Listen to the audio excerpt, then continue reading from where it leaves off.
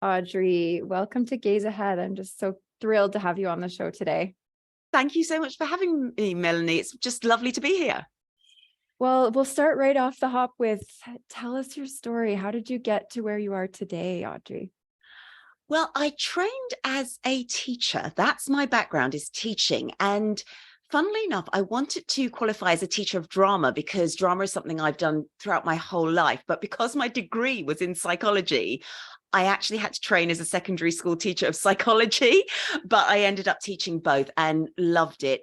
Then after a few years of teaching, I had the opportunity to do a PhD. And this was on the well-being of client and customer facing professionals. So this is where we're talking about teachers and nurses. And the subject was emotional labor, where you put on a certain type of persona because that's what's expected of you. So for example, as a teacher, you might have had a really bad session where people were yelling at you and students are throwing chairs or whatever it might be, and another class comes in and immediately you have to be, hi, how are you, we're going to have a great day today. And that can be very draining on professionals. And this was something that really grabbed my interest. And since that point, I then continued teaching whilst I was writing up, because I had to rewrite. Actually, I had major corrections on my PhD, but continued teaching through it and wouldn't have swapped what I did there for the world, actually, because in order to pay my bills whilst I was rewriting, I worked for a college of further education.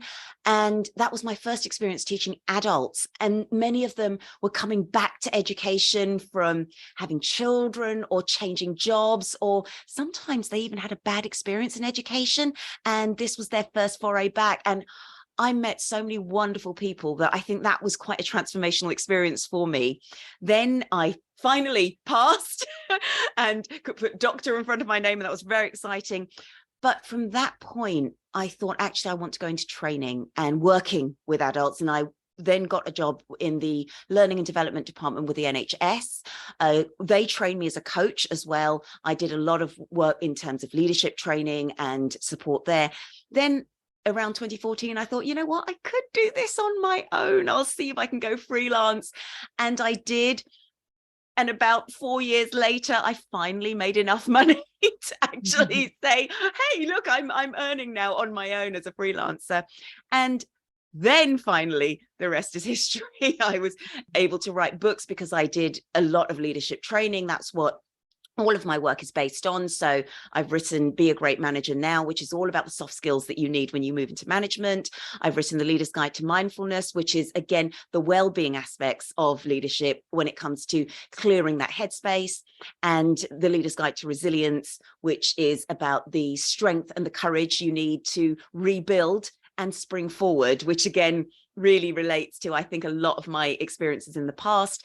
And I'm currently writing The Leader's Guide to Wellbeing, which is very exciting. Again, that's much more about how we need to look after ourselves mentally and emotionally to really perform well in the workplace. And all of those things I continue to teach to this day.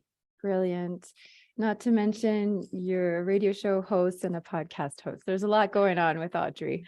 There is. And those two came about really because I wanted to get a lot of the teaching I do out there. And the way I look at this is, if somebody listens to podcasts and they connect with something and it resonates with them, then it's an opportunity to get a little bit of informal well-being out there.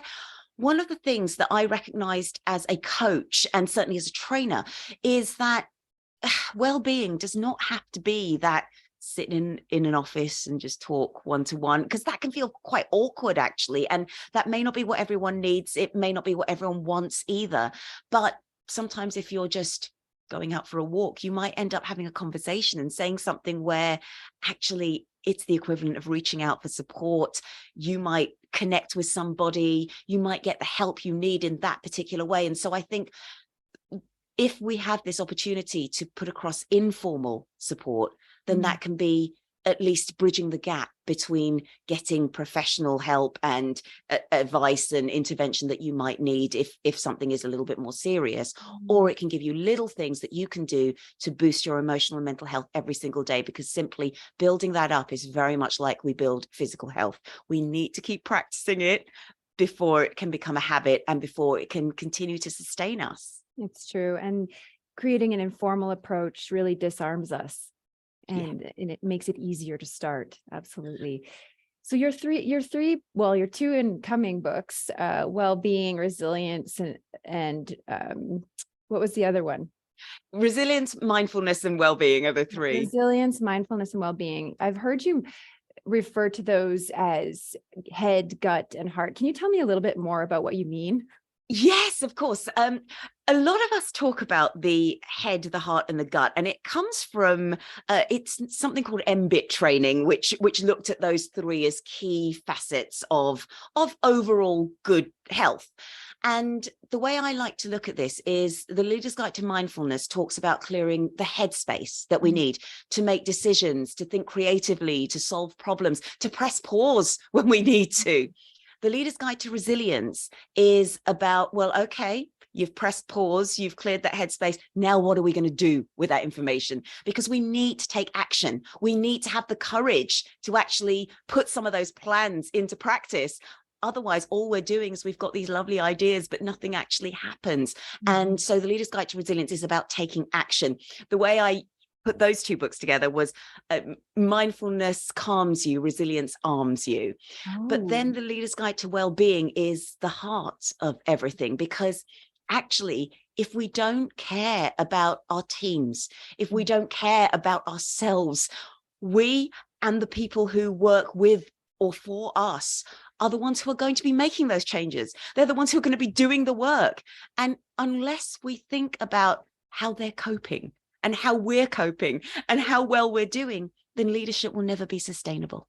And so you need all three in order to have leadership which works, which makes us happier, which makes society better around us.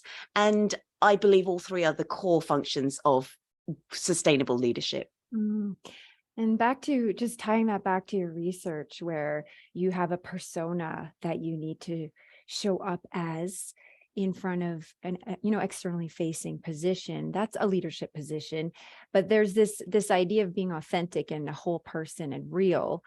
And so I guess the balance to strike is a little bit tricky sometimes. How real can we really be as leaders? Absolutely. And this is something that I touched on in my PhD and have since expanded it in the work. And authenticity is really important. And even if we are having to perform, I mean, Goffman talked about the presentation of self in everyday life, and he was the person I based a lot of my work on. And because my background is acting as well in theatre, you do get that idea of putting on a performance. But actors have a green room. They have a place where they can relax, they can take their makeup off, they can take their costume off, and they can go back to themselves. And one of the key things that I found in a lot of workplaces was that even staff rooms or team rooms or break rooms, they weren't actually places where people could relax or be themselves, because sometimes staff rooms, students would pass in and out of them. Sometimes they would always be knocking on the doors. Take flight attendants as well. All you need to do is pull back the curtain and there they are. And it's very difficult to get that complete break if you're always having to be on. And unfortunately, we can become so good at this persona that we put on that we forget how to be authentic for ourselves. And one of the most important things is, if we are putting on a performance regularly, we must ourselves learn not to perform in our private life. We must have a place where we can relax. And Goffman calls it a backstage area. He uses theatrical analogies. And I think that's really important. So even if you know you are putting on a front for other people, the one person you mustn't perform for, the one person you mustn't lie to, is yourself.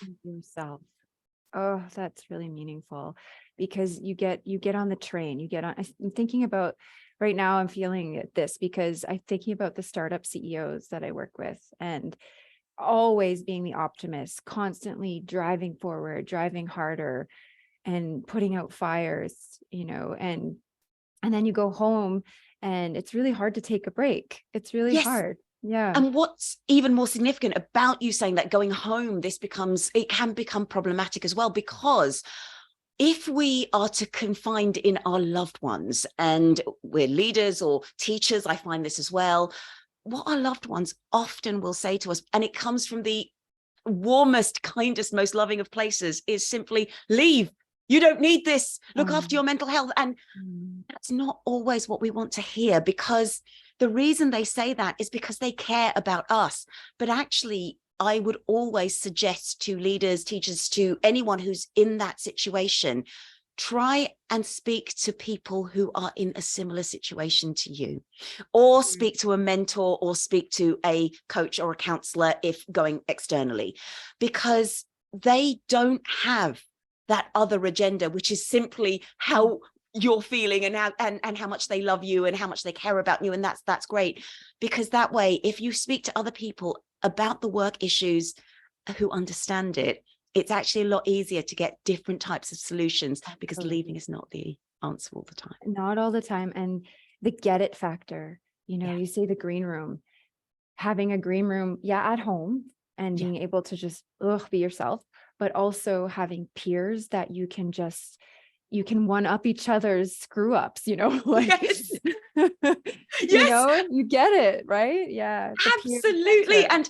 in so many ways, there's nothing more lovely about that. Goffman calls it realignment actions, is that swift kick under the table where you go back to that green room and you laugh about it and you talk about it. And so many times I've seen actors on stage, something's gone horribly wrong, but they've all got themselves out of it. The audience is none the wiser.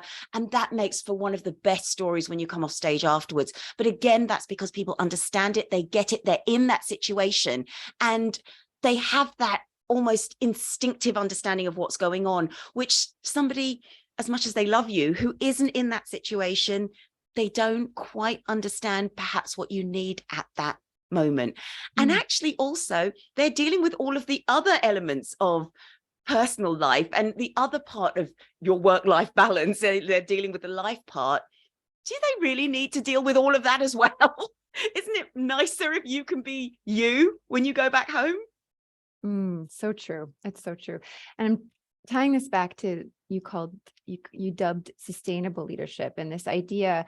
What is sustainable leadership? Is it the ability to sustain, the ability to keep going, avoid burnout, but also perhaps be predictable in your behaviors instead of being all over the map, right?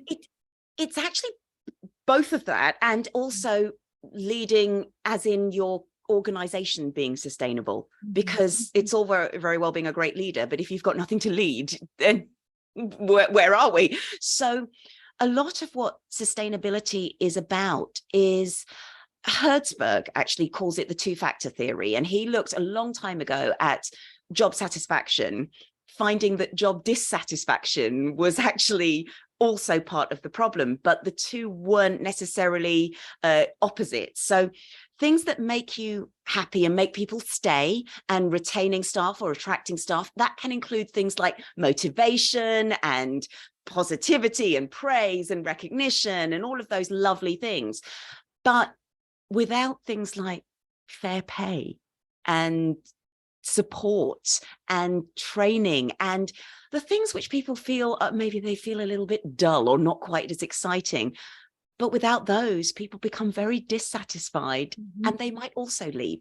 And so sustainability is not just about having the vision and the inspiration and the motivation, but it's also about treating people fairly. It's about looking after your teams, looking after your staff, looking after yourself, and looking after your immediate society that is supporting your business.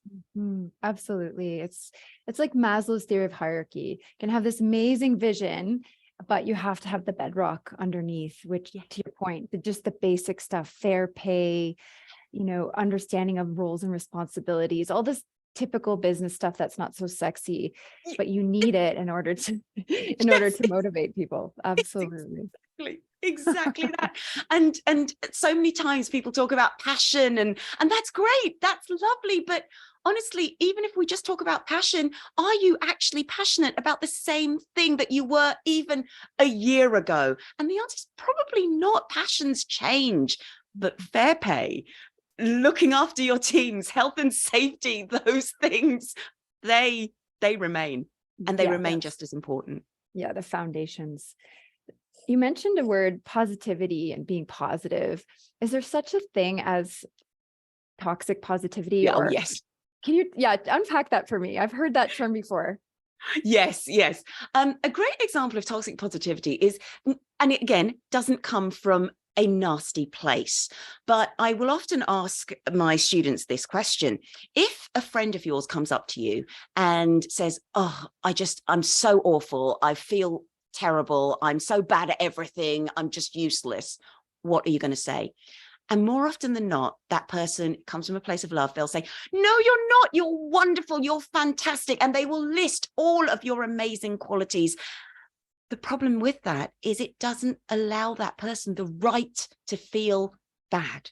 It doesn't allow them any form of validation that they feel horrible right now.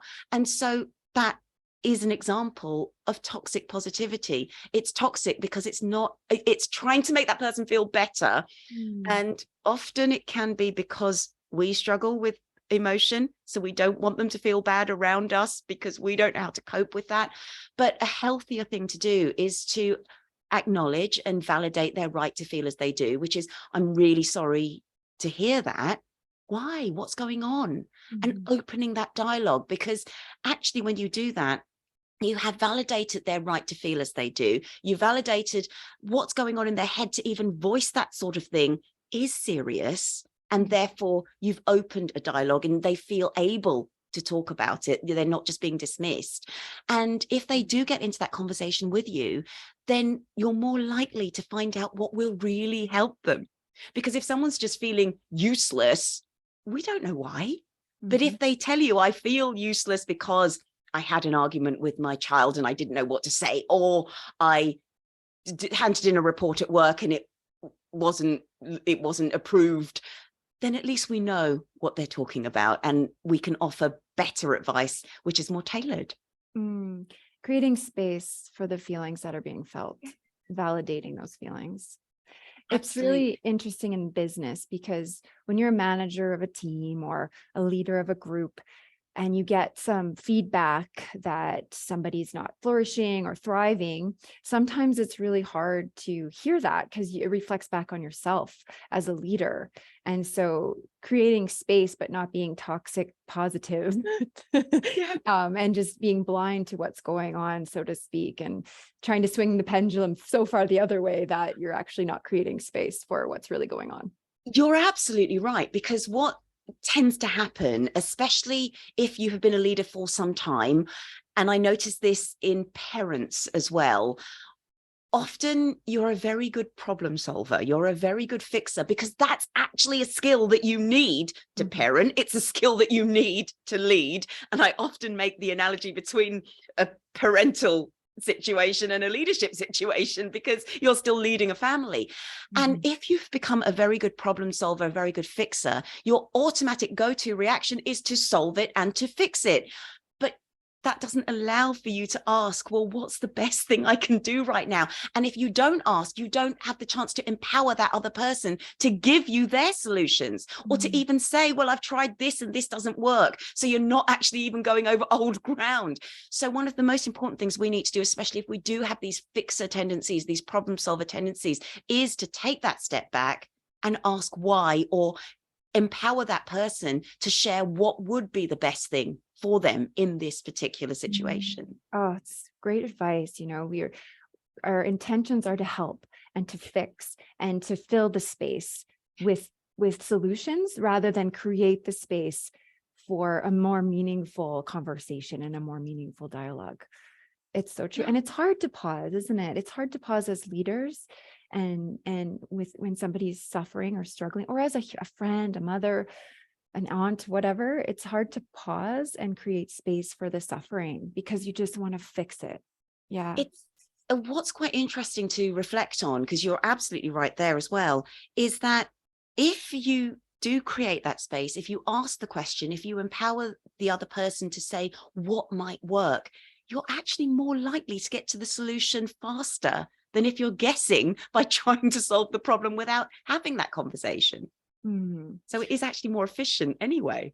More efficient. And it's good parenting advice, I think, because you just think, oh, you're so young, you don't know, you don't have any experience, you're 7. But really, if it comes from them, the solution, imagine how stronger they will feel after the fact. Yeah. Exactly. And you can learn too, because if they've come up with something that you never even thought of because they're 7, then Yes. that's the same thing. It's the same thing if you're asking somebody who's got a completely different perspective. If we're learning constantly from other people and from our teams, we end up benefiting because we get such a broad view of what might be possible. It's so true. I've heard you speak about positive affect versus positive emotion. Can you unpack that for me? What is that? What does that mean? Yeah. Positive emotion is that feeling of happiness, which can be triggered quite quickly by something. You might see a cute puppy and that's lovely, it makes you smile, and then when the puppy goes away, the emotion kind of goes with it. Right. Positive affect is a longer lasting feeling. It is almost something that triggers positive instinctive behaviors in the same way as negative affect also triggers negative instinctive behaviors. So a negative affect includes something more like fear or anger, which can lead to behaviors which lead to our survival. Maybe it might be lashing out, it might be trying to find the answer to whatever it might be. But positive affect, it leads to things like curiosity. If we're feeling good in general, we feel more like looking up more things, learning something new. And it might well be at the time where we need it the most, we've actually built those skills because we've been feeling so happy that actually we've been doing all of those things. Now, positive affect can be built through a build up of positive emotions. So if we constantly behave in ways that energize us, that make us feel good, we're more likely to create a longer lasting sense of positive affect. And that's healthy. Our brains are wonderful, but what the problem can be with them is they are set up to aid our survival. They're looking for the negative all the time. That's what it has to do, because if you notice the negative, it means you can avoid it or you can do something about it. We need to train our brains to look for the positive, and we do that through things like gratitude practice, through having positive memories and images on our phone that we can look at, spending time with positive people. That allows us to focus much more on the positive. And because of something called neuroplasticity, our brain's pathways can also change, and we can train it to look at the things that we want it to look at. So a lot of well-being is about training our minds to seek more positive things, to do healthier things, to focus on moving from okay to thriving and flourishing, rather than from not okay to okay. It's not about survival, but that's what our brain wants us to be like. The brain is there just saying, no, we need to just keep going. We just need to survive. But positive psychology has come along and given a lot of tools and ways in which we can actually flourish and thrive and create that sense of positive affect, which has other benefits because it puts us in that state of mind where we want to learn more, we want to grow more, we make probably better connections. And so that's where positive affect is better than positive emotion, but both are, of course, wonderful for us. Yes. And one of the things that stands out for me is this is work. This is work. You must create the effort to do this. So there are tricks and trades and different things you should do or must do in order to start training the brain. But one of those is boundaries around negativity, right? Yes. And we get sucked in. I'm an empath. I think you're an empath. And so somebody's speaking to you and you start to notice, oh, my frequency is lowering, I'm feeling down. And so creating a little bit of a boundary, emotional boundary, but also to your point, choosing behaviors, people, actions that are positive rather than going down the negative road. That's work, I think. It is. All of it takes work, because as I said, the brain naturally wants to go to the negative, which is fair enough. It's there to help us survive. So I don't want to blame the brain. It's only doing its job really, really well. But absolutely, what we need to do is recognize that setting boundaries is actually a form of self-care as well. It is about saying no, or at least almost feeling that and knowing which people to allow in. I do a visualization exercise where we create a safe space in our mind. And one of the key things I always say in that visualization is that you can invite others in if you wish to, but remember, they have their safe space themselves. Other people can create their own space for themselves. You don't have to be the fixer. You don't have to provide all of this for them, even if you can see it's missing. You can empower them to create their own, but otherwise, all you're doing, if you're enabling them, is you're teaching them to become dependent on you. And that's no good for you either. That can be very exhausting. So some of the boundary setting phrases I teach people are things like, how can I best help you? Or what is the best thing I can do for you right now? Throws the power back to them. You may need to manage expectations, which might be something like, I can help you, but I've only got 5 minutes, or I can help you, but between this time and that time. So again, you've been very clear. You've set those boundaries. It might even be, I can't help you, I'm really sorry, but so-and-so can. So you signpost them, you're still supporting, you're still helping. And if it's not a signpost, it might be, well, I haven't got the time to teach you this, but here's a template of one. So you, again, can do that work and try that work out for yourself. And my favorite one, if you are really struggling with setting boundaries, learn not to say yes immediately by something more along the lines of, can I tell you later? I don't have my diary on me right now. And that just buys you a little bit of time. And by buying yourself that time, you've allowed yourself to press pause. You can think about, do I really want to help this person? How can I best help this person? And you can revisit some of the other boundary setting phrases if they are more suitable when you do come back and say to that person, well, I can or I can't help you right now. Mm-hmm. That's a hard thing to do in business when somebody needs to vent, or you want to be that leader who's a safe space, but without boundaries, shit doesn't get done. The person, like you said, becomes dependent on you, and it's just not helping that person grow themselves if you really don't set some boundaries. So important. Yes, so important. And I call them vicious boundaries. I have a few vicious boundaries. For example, I have a couple of elementary school age children. And so from the hours of 6 to bedtime, I have a vicious boundary that I'm going to be with them or doing some self-care activity. Yes. And if you just say it out like that and you tell your team, I have vicious boundaries and here they are, and call me if you need to, but I probably won't answer, kind of thing. It takes courage to do that, right? Yes, I couldn't agree more. And what I like as well, you can do is you can block that time in your calendar. If people have access to your calendar, you just block it out as training time, learning time, development time. Yeah. It's you time. Because if you put it in the calendar, you are also more likely to stick at it, but also you are subconsciously reminding yourself that you are as important as everybody else who's in your calendar. And that's quite a big thing as well for a lot of people to get to. Absolutely. Just yesterday, I was texting somebody on my team for an answer to something. And I was like, why isn't she getting back to me? And I went into her calendar and it was focus time. And so she turned her phone off. And I was like, oh, I love this. I love this that she's doing. And then I knew this was the time she'll be available again. So I cannot bug her until then. So people need to respect the boundaries as well. Yes. And just based on that as well, now that we are moving into a more global communication world, and a lot of us are doing business overseas. I mean, I'm in the UK right now, yep. And so we've had to cross time zones. It can help to put on your signature or you're out of office which time zone you're working in and when your core office hours are within that time zone, just so people know you're not ignoring them. It's simply midnight where you are, yeah. And so on. True enough. Boundaries around sleep. Yep, very important. Mm-hmm, absolutely. One of the things that I think we as business leaders, especially in startups, struggle with is decision making.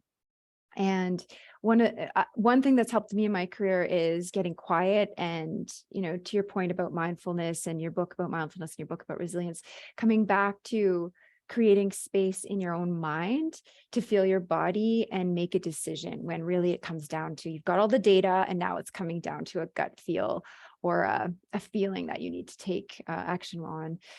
What do you think about decision making in business and how it relates to mindfulness?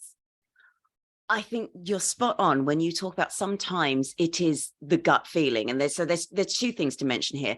The first is a psychologist called Aronson said, look for the null, be a scientist when you are trying to make a decision. And that means looking for the null is looking for all the arguments against what you're trying to decide upon. And if you can still argue against all of them, it's probably the right decision logically. Mhm. Emotionally, a lot of us sadly aren't quite in tune with our bodies, and so we don't always learn to listen to them. But I do a really silly simple exercise. It's like the body scan, but I like to call it the emotional body scan. And I ask people to think about where they feel sadness, for example. So whereabouts in the body do you feel sadness? Then if you can't just think about where you feel it, I might ask, well, think of a sad memory and then where do you feel this? So similarly, think of a happy memory and where do you feel this? Think of a time you felt confident and positive. Where do you feel that? Think of a time where you felt fearful. Where do you feel that? Think of a time where you feel loved. Always end on a positive. And then once you begin to realize, oh, actually, for me, for example, I feel being unsure or fear in my gut. I get that feeling in my gut of, oh, this isn't right. But when I'm confident, when I know it's right, I feel it in my head. And a very silly way that I use this, but it can, of course, translate into more sensible uses, is if I'm walking around a shop trying to buy some clothes, or if I'm sitting online shopping, unless I've actually felt it and gone to the checkout straight away, I don't really think I want it. If I'm wandering around a shop holding clothes and I haven't felt it enough in my head to just go and buy it, chances are if I go and buy them now, I'll return them in a couple of days. So it's about recognizing in our body, well, this is where I feel confident. This is where I feel unsure. And if I'm not feeling anything at all, then maybe don't make the decision just yet. Leave it a little bit longer. Because I'm sure when you tune into your body, you will recognize, sometimes I can wake up in the morning and go, right, I know that's the right thing to do. That's what I'm going to do straight away. Sleeping on it does help quite a bit. If your mind is a little bit scrambled and you've done the look for the null activity and there's a lot of data floating around up there, sometimes just sleeping on it and wake up and you're like, oh, I know what to do. Yes, because if you're not sure, that's something to listen to as well. That means don't make a decision just yet. And that's okay, unless it is super, super time dependent. But hopefully, at least you might have 24 hours. I love the idea of marrying the logic brain with the body in decision making, especially with big decisions about humans, about the future of a person's success at the business, for example, whether it's positive or negative. We really need to listen to our bodies as well as think about the logic. I have an engineering degree, so logic is like, this is where I go. This is what I'm trying to do. And the biggest decisions, I actually need to listen to my body, I find. Yeah, well, dialectic behavior therapy will actually say it's a blend of the two. So you've got the logic on one side, which will have all the arguments and the reason. But unfortunately, the more intelligent we are, the better we're able to reason and convince ourselves that something's right when perhaps it won't be the right thing. Then you've got the emotional part, which is that connection with the instinct as well and how our body's feeling. But dialectic behavior therapy says, well, those two alone are actually not enough. But if you bring them together as a sort of a Venn diagram, in the middle, you get what they call the wise mind. And that's the place where most of our actions, especially healthy, effective ones, need to come from. It's a blend of both the logic and the emotional body. So some of us tend to spend more time in one side or the other. So the work is to notice and create behaviors that tune into that other side of the brain, perhaps. Yes, Absolutely. And again, it is work. It's practice. We always have preferences for certain things, and that often leads us to the careers that we go into. But that doesn't mean we can't learn and work on developing the other side. The wonderful thing about the brain is the neuroplasticity. It will change. We can always learn. We can always learn. One other subject that I wanted to touch on with you is the dissonance between values and action. So sometimes we're doing, but it's either misaligned or very aligned with our values. And so what part do values play in our behaviors day to day? And how should we pay attention to them, or should we just kind of focus on getting things done? What do you think? Positive psychology talks about values in action. The whole phrase, values in action. And that's really important, because it's very easy if I say to anybody, yeah, name your top 3 values, and they'll probably say, I don't know, kindness, loyalty, sense of humor. But you need to ask that person, okay, great. What do they look like to you in practice? Because kindness, for example, for someone, it might be giving to charity, it might be offering help, it might be all of this sort of expressive stuff, and that's great. But kindness can also be, for another person, not saying something when you know you're right, or not doing something when that is the right thing to do, even though you feel completely like doing whatever it is. And it's most important for us to recognize what our values look like in practice, because otherwise values are only words. And what can actually happen is, if we don't recognize what they look like in practice, we won't recognize when we're behaving in those ways or when we're not behaving in those ways. And we also won't recognize when other people are behaving in those ways and when they're not. We're just using them as words. It's not enough. Every coach will often ask people to define the terms that they're using. So if I'm delivering a session on the FIRO-B psychometric, it looks at 3 particular things. It looks at control, it looks at affection, it looks at inclusion. But in order to have a meaningful conversation, I have to understand what the other person means when we use those words, because I know what I might mean. But if that's not what they mean, then we end up having 2 separate conversations. So when it comes to values, if we want to be values led, we need to know what they look like when we're living them. We can't just simply use them as words. Otherwise, they're a little bit of a mission statement. They may even be virtue signaling, which we don't want. Yeah, which feels a little gross. That's a really good point, actually. And there are values that you aspire to, but when you really come down to the evidence and say, okay, am I living this value? When was the last time I lived this value? How did that show up? It might give you a little clue that is or isn't important to you, even though maybe you think it should be. And it may also, you're right, because what it might also do is give you a means of tweaking that value. Because, for example, generosity is a value for a lot of people. I know it used to be one of my values, but I wasn't particularly discerning with my generosity. It was, so with that value, it's very much, oh, you just give, you give. If you can give, you give. And that's not helpful, because if you are completely depleted, whether it's financially, emotionally, whatever it is, you cannot give anymore. So maybe you have to tweak generosity to something else. Maybe it has to be tweaked to deservingness, or recognizing deservingness, or something completely different. Or so sometimes, by recognizing what a value looks like in practice, we might also realize that that value is no longer relevant to us, or quite so aligned with where we want to be. And it's not like it's set in your bones. Your values can change over time. In fact, they should and will change over time as you age and different things happen, and that's okay too. Yeah. It's all part of growing, and it's exciting. It would be very boring if we just knew that this is how our life's going to be. And not only do we not know, but we have the power to write our narrative. We don't have to be responsive the whole time.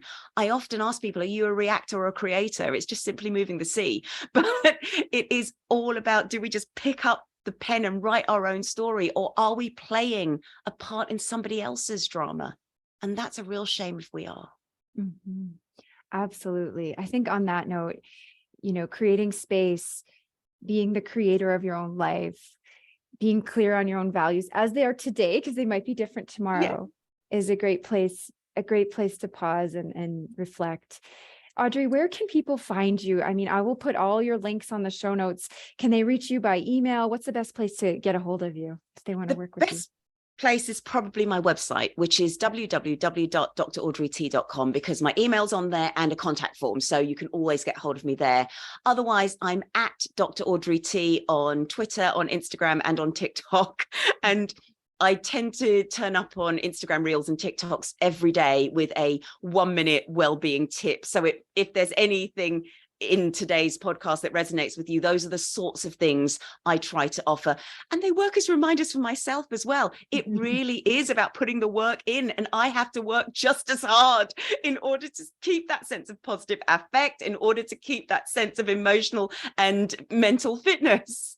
Well, your wisdom is so appreciated, and thank you for doing the work that you're doing. You're changing lives. I personally benefited greatly from speaking with you today. So thank you.